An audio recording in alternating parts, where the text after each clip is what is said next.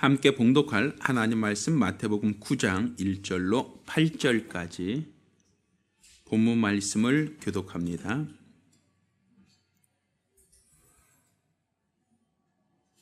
예수께서 배 오르사 건너가 본 동네에 이르시니 침상에 누운 중풍병자를 사람들이 데리고 오거늘 예수께서 저의 믿음을 보시고 중풍병자에게 이르시되 소자야 안심하라 뇌제 사함을 받았느니라.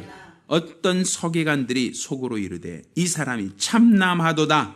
예수께서 그 생각을 아시고 가라사대 너희가 어찌하여 마음에 악한 생각을 하느냐. 내 죄사함을 받았느니라 하는 말과 일어나 걸어가라 하는 말이 어느 것이 쉽겠느냐. 그러나 인자는 세상에서 죄를 사하는 권세가 있는 줄을 너희로 알게 하려 하노라 하시고 중풍병자에게 말씀하시되 일어나 내 침상을 가지고 집으로 가라 하시니 그가 일어나 집으로 돌아가거늘 무리가 보고 두려워하며 이런 권세를 사람에게 주신 하나님께 영광을 돌리니라. 아멘. 자, 오늘은 권세 있는 새 교훈 중에서 죄를 사하는 능력에 대해서 말씀 나누겠습니다. 하나님은 권세자이십니다. 우리 세상에서도 지위가 있죠. 권세 잡은 자가 있습니다. 그래서 이 세상에서도 모든 사람이 다 평등하고 모든 사람이 다 똑같은가 하면 그렇지 않습니다. 위계가 있단 말입니다. 군대에서도 나보다 높은 상관이 있고 혹은 나보다 아래 후임이 있을 수 있습니다. 세상에서도 장관이나 차관 혹은 대통령에 이르기까지 각각의 권세가 있습니다. 근데 그 권세라고 하는 것은 그 사람이 자리하고 있는 그 자리하고 비례합니다. 그냥 우리가 외형적으로는 똑같은 사람이지만 외형적으로는 나와 다른 분하고 외모 자체가 큰 차이가 있는 게 아니라 그 사람이 어떠한 자리에 앉아 있느냐, 그 자리가 갖고 있는 권세가 있단 말입니다. 얼마 전 우리는 대통령이 탄핵되어지는 모습을 우리가 TV를 통해서 목격했습니다. 우리나라에서 가장 높은 자리라고 한다면 대통령일 겁니다. 대통령이라고 한 그 자리에 오르면 그 사람이 어떤 사람이었든지 간에 그 사람이 그 대통령으로서의 그 지위를 갖게 되는 겁니다. 우리나라 군대를 통솔할 수 있고 혹은 국무총리나 장차관을 임명하거나 해임시킬 수도 있고 또 국정을 어떠한 운영할 수 있는 그런 모든 권한이 그에게 주어집니다. 그것은 그 자리가 만드는 거예요. 자리가. 그래서 어떤 기업에서 자기 아들을 어찌하든지 간에 대표이사, 회장으로 만들려고 하는 것은 그냥 자기 아들은 똑같은 아들인데 그 사람이 회사의 대표가 되면 그 회사의 모든 조직이나 그 회사의 모든 경영이나 그 회사의 모든 것들을 일체 총괄할 수 있는 권한이 생기기 때문입니다. 요즘에 인사청문회라고 하는 것을 하고 있죠. 인사청문회를 하는 것은 그 사람이 후보자가 어떤 장관의 합당한 자리인가, 그 장관을 줘도 되겠는가라는 것을 사람들이 청문회를 통해서 그 사람 검증하는 겁니다. 왜? 그 사람에게 그런 어떤 지위를 주었을 때 이 사람이 평소에 사기를 치고 이 사람이 도적질을 하고 이 사람이 불법을 많이 자행한 사람이라면 이렇게 높은 자리를 주었을 때 똑같이 이 사람이 불법을 저지르거나 어떠한 자기의 어떤 치부를 한다라고 했을 때 그는 자기 지위를 위해서 더 많은 것을 해먹을 수 있다라고 하는 우려가 있거든요. 그러니까 어떤 역할을 줄 때, 권한을 줄 때 그 사람이 평소에 부정부패와 연관되어 있지 않고 그 사람 평소에 어떤 비리와 연관되어 있지 않다라고 하면 그 사람을 지지하려고 하는 부분이 있단 말이죠. 그렇지만 반면에 그 사람이 부족하다라고 하면 그 권한을 주기를 굉장히 부담스러워할 수도 있습니다. 이 지위라고 하는 것은 얼마 전 대통령 탄핵할 때 머리에다가 이게 뭐라 그러죠? 해오를 말고서는 그 헌재 재판관이 판결했었잖아요. 근데 그 사람은 대통령을 파면시킬 만큼의 권한도 있었는데 그 다음 날 바로 정년퇴직이라고 그러죠. 임기가 다해서 내려오니까 하루 사이에 그 사람의 지위, 그 사람의 권한이 없어져 버리더라 이거예요. 그 사람 자체는 똑같은데 그 사람이 갖고 있는 지위에 따라서 권한이 달라지고 있다라고 말할 수 있단 말입니다. 그러니까 우리가 생각할 때 이 권세라고 하는 것은 그가 어떠한 지위에 있느냐에 따라서 그 권세가 그 지위에 비례하여 더 높은 권세가 있다라고 말할 수 있는 겁니다.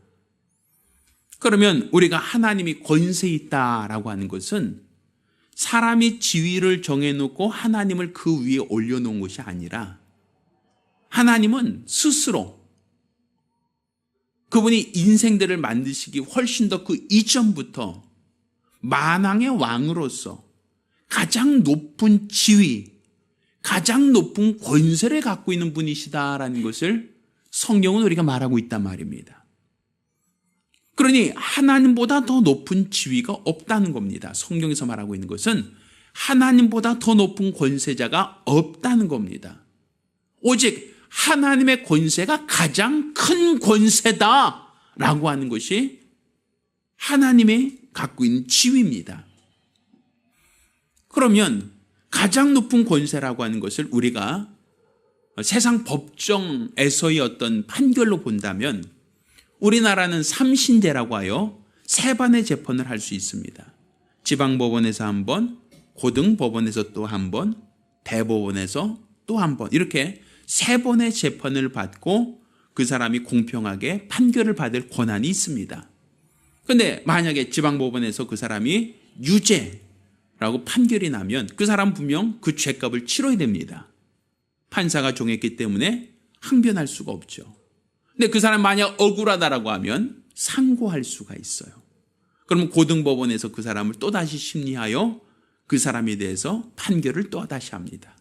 그러면 지금까지 지방법원에서 한 판결에 대해서는 고등법원의 판결이 더 권위가 있고 더 권세가 있단 말입니다. 그러니까 지방법원에서 유죄 판결을 냈다 할지라도 고등법원에서 다시 무죄라고 정해버리면 그 사람은 더 갑자기 죄 없이 됩니다. 왜? 그보다 더 위에 있는 자가 무죄라고 판결했기 때문에. 만약 그것도 억울해서 또다시 대법원에 상고했다라고 하면 대법원에서 그 똑같은 사람에게 대하여 똑같은 심리를 또 하겠죠. 근데 그 사람이 이 사람 유죄라고 정해버리면 지방법원에서 무죄했다가 고등법원에서 유죄했다가 또 대법원에서 무죄하면 또다시 바뀐단 말입니다. 아래 고등법원에서 어떤 판결을 했든 지방법원에서 어떤 판결을 했든지 간에 대법원에서 무죄다 혹은 유죄다라고 정해버리면 그 형이 확정돼 버린단 말이에요. 왜? 가장 높은 상급법원에서 판결은 그 아래 하급법원에서의 모든 판결을 뒤집을 수 있다라고 볼 수 있잖아요. 그러면 하나님이 가장 높은 권세자라고 하는 걸 안다면 세상에서 우리가 어떻게 판결을 받고 어떤 취급을 받았다 할지라도 하나님이 무죄, 하나님이 유죄라고 정하시면 지금까지의 모든 판결은 한순간에 뒤집어 버리는 겁니다. 한순간에 바뀌어버릴 수 있는 겁니다. 이 지위라고 하는 것, 이 권세라고 하는 것. 그래서 우리가 하나님의 권세가 가장 높다는 것은 하나님이 판단하실 때 가장 그분이 정하신 판단으로 높은 판단이시다. 가장 최고의 판단이시다라고 볼 수 있는 겁니다. 그래서 우리가 세상에서 그러죠. 우리 충무공 이순신 저는 굉장히 존경합니다. 지옥 갑니까? 천국 갑니까? 이런 얘기 하는 사람들 참 많아요. 또 세종대왕 저는 한글을 쓸 때마다 감사하는 마음을 갖고 있습니다. 우리 세종대왕은 천국 갑니까? 지옥 갑니까? 이렇게 물어보는 사람들이 세상에는 간혹 있어요. 왜? 세상의 기준으로 본다면 그 사람들은 유죄예요, 무죄예요? 무죄예요. 이 사람들은 다 국가를 위해서, 나라를 위해서, 또 백성들을 위해서 애쓰고 수고했던 분으로서 그분들은 우리가 존경할 만한 사람들이잖아요. 그러니 그들은 무죄라고 우리는 그렇게 정합니다. 그들은 훌륭하신 분 하고 우리는 그렇게 정할 수 있어요. 그런데 그것이 하나님도 똑같은 기준으로 보시겠느냐라는 건 다르단 말이에요. 그분의 판단에 따라서 천국 갈 사람과 지옥 갈 사람이 나눠지는 겁니다. 이 세상 모든 사람들이 다 이 사람은 좋은 사람입니다. 이 사람은 훌륭한 사람입니다. 이 사람은 굉장히 좋은 사람입니다 라고 정한다 할지라도 하나님이 그 사람을 동의한다면 그 사람 분명히 하나님 앞에 의로운 사람이다 라고 볼 수 있을 겁니다. 그렇지만 하나님이 아니다 라고 부정하다라고 말한다면 그건 우리가 뒤집을 수 없단 말이에요. 우리 스스로가 그걸 번복할 수가 없단 말이죠. 그러니 우리는 항상 하나님이 가장 높은 권세자라고 하는 것을 우리가 인정하고 믿어야 됩니다. 그게 바로 우리의 믿음입니다. 그 권세자만이 우리의 문제를 신원할 수가 있는 거예요. 그 권세자만이 우리의 연약함을 그분이 회복시킬 수 있는 겁니다. 우리가 억울하게 빼앗긴 모든 것들이 있다라고 하면 우리는 누구에게 하소연하고 누구에게 도와달라고 합니까? 재판 걸어서 우리는 재판관에게 내가 지금 매우 억울하고 매우 분통하고 매우 원통합니다. 나 좀 도와주십시오라고 우리가 재판을 하지 않습니까? 그 문제를 해결할 수 있는 것은 내가 할 수 없기에 더 높은 지위에 있는 사람이 그 역할을 해주기를 바라는 것처럼 우리들은 모든 연약함과 문제가 있을 때 그 문제를 어떻게 해결될 수 있겠는가 하면 나보다 더 지위 높은 사람, 나보다 더 권세 있는 자에게 우리는 도움을 요청하는 겁니다. 그게 가장 정상적이고 가장 합리적인 방법이란 말이에요. 세상에서도 우리가 그렇죠. 백 없는 사람, 백 없는 사람들. 누군가 백이 있다는 것은 우리에게 누군가 든든한 버팀목이 될 수 있고 누군가 든든한 후원자가 될 수 있다는 것을 알기 때문에 세상에서도 나를 지지할 수 있는, 나를 후원할 수 있는 권세자가 있으면 그 사람은 굉장히 그것 때문에 으쌰으쌰할 수 있단 말이에요. 근데 그런 것이 없다라고 한다면 우리는 항상 피해를 당할 수밖에 없고 억울한 일을 당할 수밖에 없다라고도 볼 수 있지 않겠습니까? 그러니까 우리가 하나님이 가장 높은 권세자라는 것을 우리가 알고 믿으신다면 하나님이 신원해 주신다라는 것, 하나님이 도와주실 수 있다는 것을 항상 염두에 두셔야 됩니다. 그래서 오늘 본문을 보면 어떤 중풍병자를 두고 있는 가족들이 예수를 찾아왔어요.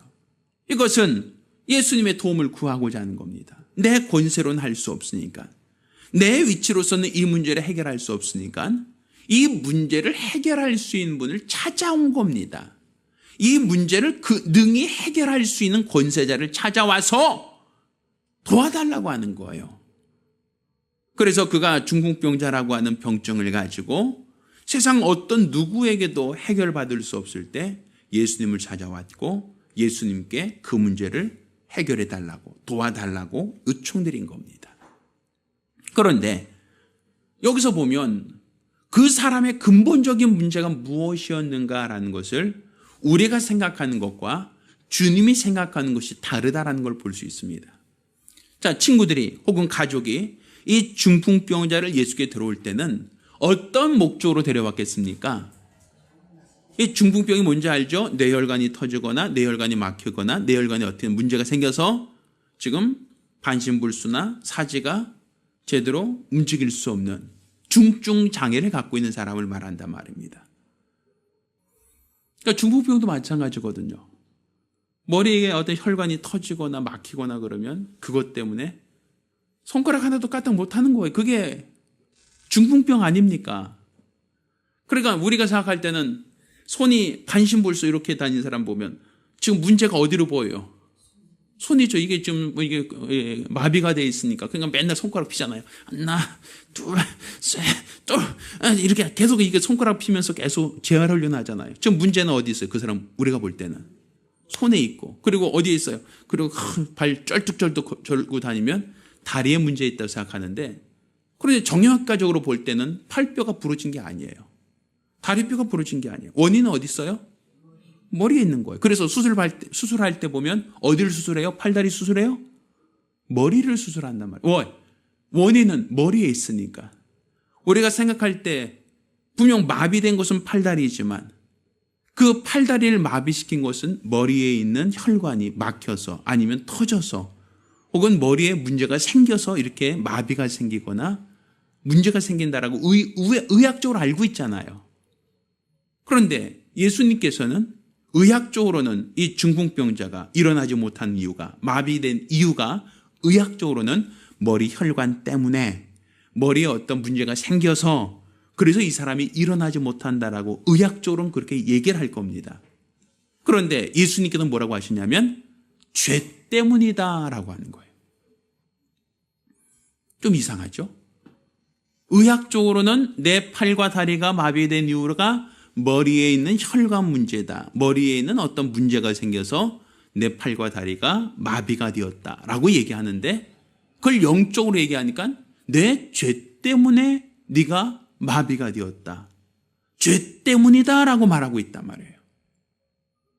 그래서 예수님께서는 이 중풍병자를 데리고 온 사람들은 무엇을 바라고 있어요? 지금 이 사람에게 마비를 풀어달라고 데리고 온 거예요. 이 사람이 지금 마비로 누워있으니까 이 마비 상태에서 벗어나게 해주십시오라고 온 건데, 근데 예수님께서는 그 사람 보자마자 내 죄사함을 받았느니라 이런 말씀을 하신단 말이에요.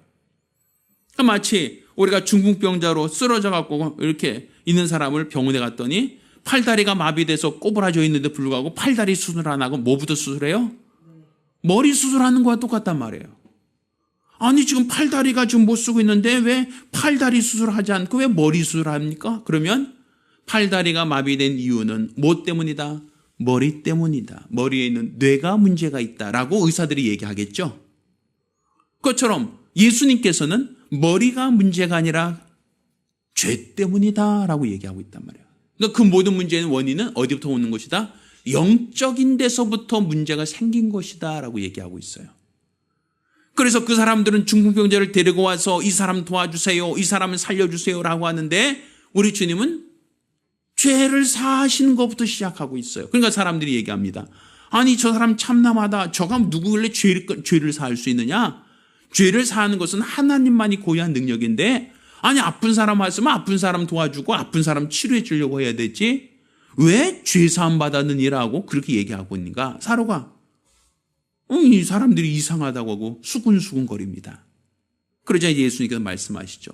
자, 너에게 이 사람 죄사함 받았느니라 하는 것과 이 사람 침상을 두고 일어나 걸어가라는 말 중에 어느 것이 쉽겠느냐라고 물어봐요.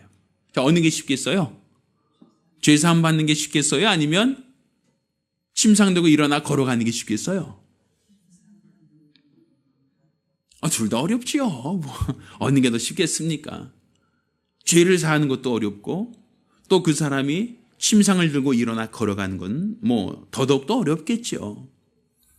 그런데 예수님께서 내 죄 사함 받았느니라 하시더니 일어나 걸어가라 하실 때에 지금까지 걸어오지 못했던 사람, 지금까지 예수님께 걸을 수 없어서 사람들이 침상채 들고 왔던 그 사람이 걸어가더라 이거예요. 그것도 자기 침상을 들고 걸어 나가더라 이거죠. 그러니까 그 사람의 문제의 원인이 무엇이었다는 겁니까? 죄 때문이었다는 거예요. 이 사람의 문제는 죄로부터 발생되었다라는 것이죠. 그러니까 우리가 이 세상에서 당하고 있는 모든 어려움, 고난, 괴로움, 어떤 수고, 질병, 이 모든 것들을 우리 주님께 가지고 나가서 도와주십시오라고 하면 우리는 물질 때문에 지금 어려워요. 뭐 때문에 우리가 아파요. 우리 항상 그 원인을 얘기한단 말이에요. 감기 바이러스 때문에 기침해요. 이런 얘기겠죠. 그런데 우리 주님은 그것 때문에 그 원인을 뭐라고 얘기합니까?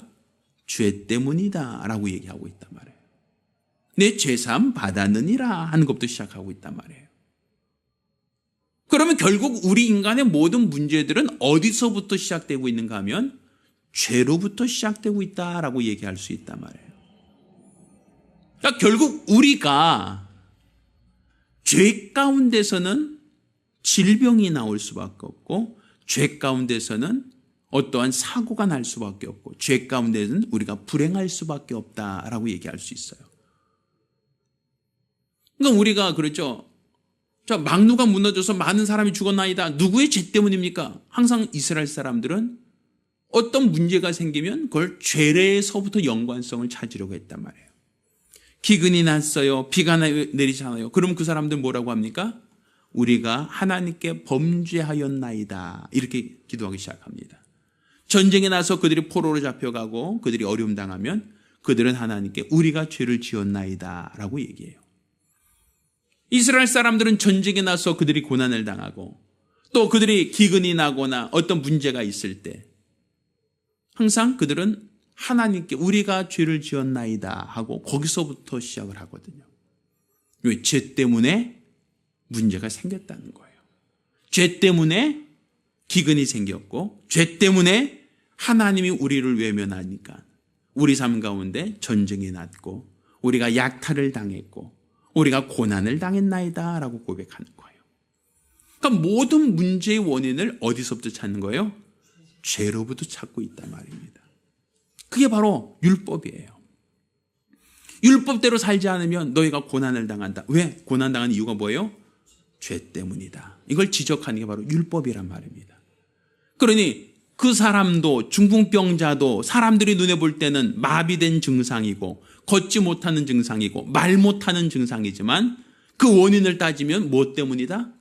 죄 때문이다라고 하는 거예요.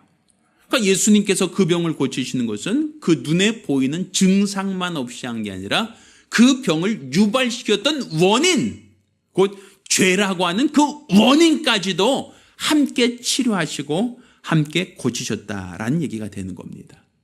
그러니까 우리가 권세 있는 새 교훈이다라고 말씀하는 것은 과거 율법에서는 그 죄를 없이할 능력이 없었거든요. 그 죄의 문제를 해결할 능력이 없으니까 그들이 어떤 고난을 당하고 어려움을 당하면 이게 죄 때문이다 라고 하는 것만 알았을 뿐이지 그 죄의 문제를 살 만한 권세가 없었단 말입니다. 그렇지만 우리 주님께서는 어떤 문제가 있을 때 그 문제가 있다라는 것의 원인이 죄 때문이다라는 것만을 지적한 게 아니라 내 죄사함 받았느니라 하심으로 그가 죄사함 받았다는 것을 말씀해 주셨고, 그런데 그가 진정 죄사함 받았다는 걸 어떻게 확인할 수 있습니까? 그 죄로 인하여 파생되었던 무엇이? 중풍병이라는 이 병이 치료받는 것을 통해서, 회복되어지는 걸 통해서 내가 죄사함 받았다라는 증거가 되어지는 겁니다. 조금 전에 우리 이손 집사님이 저 수도를 고치는 것을 봤어요. 싱크대 수도가 잘 쩔쩔쩔쩔 나오고 잘 물이 잘 안 나와요. 근데 뭐 원래부터 안 나오는 줄 알았는데 딱 뜯어서 보니까 물은 콸콸콸 나오는데 이 자바라라 그러죠. 여기 뭔가 막혔나 봐요. 그럼 우리는 그러죠. 물이 쩔쩔쩔 나옵니다 라고 하면 우리는 원인을 뭐라 그러죠? 자바라 안에 어떠한 뭐 불순물이 껴서 아니면 고장나서 막혔나 봅니다. 이렇게 얘기할 수 있죠. 우리가 보편적으로. 그러면 물이 쫄쫄 나오는 그 원인이 뭡니까? 자바라가 고장났습니다. 아니면 그 안에 뭔가 막혔습니다. 그래서 물이 잘 나오지 않습니다. 이 얘기할 수 있잖아요. 그 원인이 있잖아요. 그 원인을 우리는 어떻게 해결하지 않고 물이 나오게 하려면 어떻게 해야 돼? 뭐 할 수가 없으니까 원인을 해결해야 되겠습니다. 이 원인을 뚫어줘야겠습니다. 아니 이 원인을 해결할 수 없다면 새거로 바꿔야겠습니다. 이렇게 얘기할 수 있겠죠. 왜? 원인을 제거하지 않으면 쫄쫄쫄쫄 나오는 그 물을 바꿀 수가 없으니까, 그 문제를 해결할 수가 없으니까, 원인을 해결하지 않고서는 쫄쫄쫄 나오는 그 문제 자체를 해결할 방법이 없다라고 보잖아요. 그래서 이 관을 바꾸든지 아니면 이 수도꼭지 전체를 싹 바꿔야 되겠습니다. 이렇게 얘기할 수 있겠죠. 그것은 분명 원인, 뭔가 쫄쫄쫄 나오는 그 원인을 해결하지 않으면 그 문제도 해결할 수 없다라고 하는 걸 알고 있단 말이에요. 그러니까 이 중풍병이라고 하는 이 문제가 보여요, 우리 눈에. 그런데 이 관 속에 뭐가 막힌지는 몰라. 그렇지만 물이 안 나오는 걸 보면 뭔가 막히긴 막힌 것 같아. 그것처럼 중풍병자가 있다는 건 분명히 맞아. 사람 마비가 됐으니까 분명 문제가 있어. 그런데 원인은 무엇이냐? 우리 눈에 보이지 않는 죄 때문이다. 그럼 그 죄를 어떻게 알 수 있느냐? 예수님이 고치셨다. 결국 이 원인이 제거되니까 문제도 어떻게 되겠어요? 해결된단 말이에요. 그 막힌 것을 뚫어버리면 물이 다시 어떻게 되겠어요? 잘 나오게 거 아닙니까? 그러니까 결국 우리가 모든 문제의 원인을 예수님은 죄로부터 진단을 하셨고 그 죄를 사함으로써 우리 눈에 보이는 이 중풍병 문제를 해결하셨다라고 얘기하는 거예요. 그러니 이 죄를 사하는 권세가 누구에게 있는가? 예수님께 있다는 거예요. 그게 권세는 새 교훈이다라는 거예요. 그건 과거의 율법으로는 그걸 할 수 없었지만 과거의 선지자들이나 아니면 서기관들은 성경은 가르쳤지만 그들이 성경을 통해서 율법을 통해서 죄를 사하지 못했는데 예수님은 그 모든 문제의 원인은 죄의 문제부터 사하시고 눈에 보이는 증상까지도 없이 하시더라 이 얘기를 하는 겁니다. 그러므로 우리 예수님의 그 말씀이 바로 권세 있는 새 교훈이다. 그분의 말씀이 권세 있는 새 교훈이라는 것은 하나의 소리가 아니라 우리 인간의 모든 근본적인 문제까지도 고칠 수 있는, 용서할 수 있는, 해결할 수 있는 권세 있는 새 교훈이시다라고 말하는 겁니다. 따라서 우리가 지금 믿고 있는 이 말씀은 권세 있는 새 교훈입니다. 율법을 따르는 자들이 아니라 우리 인생들의 가장 깊은 문제, 가장 큰 원인까지도 해결할 수 있는 권세 있는 새 교훈. 그게 바로 우리가 믿고 있는 하나님의 말씀입니다.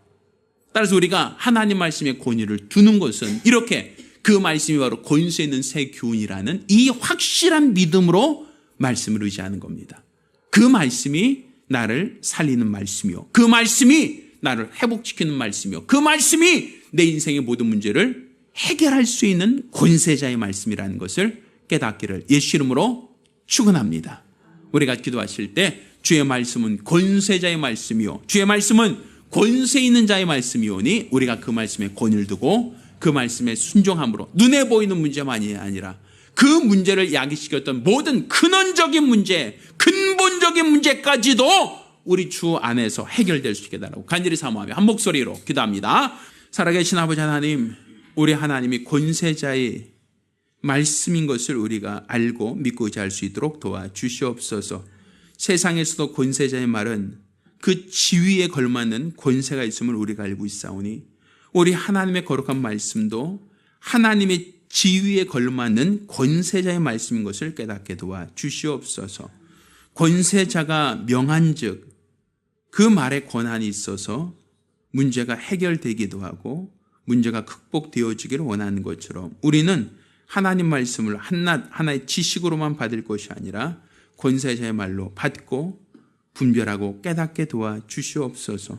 우리 주가 원하시는 거룩한 믿음으로 우리 주가 바라시는 거룩한 믿음의 열심으로 일평생 믿음으로 붙들려 쓰임받고 사용될 수 있도록 도와주시옵시고 우리가 우리 하나님을 알고 하나님을 믿고 하나님을 의지함으로써 하나님이 우리에게 명하시는 거룩한 생명과 거룩한 은혜가 풍성케 도와주시옵소서. 우리 하나님께서 우리에게 명하시고 말씀하신 이 거룩한 뜻을 쫓아 우리가 주 앞에 충성되기 원합니다. 믿음 안에 사용되어지길 원합니다. 주의 은혜와 주의 진리로 사용되어지길 원하오니 역사하여 주시옵소서.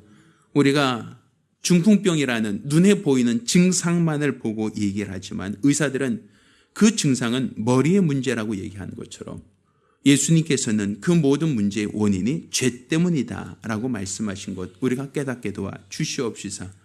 우리가 죄로부터 자유하고 죄로부터 없이 함으로 인하여 우리 삶 가운데 우리를 괴롭히는 어떤 문제, 우리를 속이는 어떤 문제들로부터도 자유할 수 있도록 평안할 수 있도록 역사하여 주시옵소서. 우리 주께서 우리와 늘 함께 하시며 우리 주 되심을 감사드리며 살아계신 우리 주 예수 이름으로 기도드렸습니다. 아멘. 이제는 우리 주 예수 그리스도와 아버지 하나님의 극진하신 사랑과 보혜사 성령님의 교통하시고 역사하심이 오늘 이와 같이 일평생 주의 뜻대로 믿음으로 살기로 결심한 우리 모든 성도들과 가정들 위에 이제부터永까지 함께 있을지어다. 감사합니다.